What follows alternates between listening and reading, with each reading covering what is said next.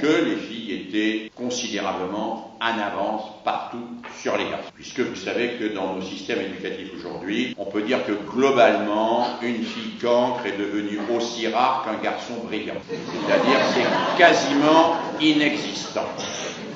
On est à peu près dans le rapport garçon-fille sur le même rapport que le rapport homme-femme dans les prisons. C'est-à-dire quand on regarde tous les systèmes de relégation dans lesquels sont placés les élèves en grande difficulté, on a le même pourcentage qu'hommes-femmes dans les prisons, 95% de garçons, 5% de filles. C'est toujours pareil. Donc on a des filles qui sont bien meilleures, qui travaillent beaucoup plus et qui ont des résultats statistiquement excellents par rapport aux garçons. Mais ne croyez pas que pour autant elles sont mieux orientées. Ce serait trop facile. Moi j'ai fait une expérience très simple qui consistait à comparer les résultats chiffrés des garçons et des filles et à les mettre ces résultats ensuite sous les yeux des professeurs en leur disant regardez, vous voyez bien que les filles sont en avance, très en avance sur vous, et puis quand vous me parlez de vos bons élèves, en général, c'est des garçons. Alors, comment ça se fait? Et là, la réponse est toujours la même. Elle est standardisée. Alors là, elle est absolument identique, quels que soient les cas. Tous les enseignants répondent de la même manière. Les filles ont de meilleurs résultats. Oui, mais c'est normal, c'est parce qu'elles travaillent.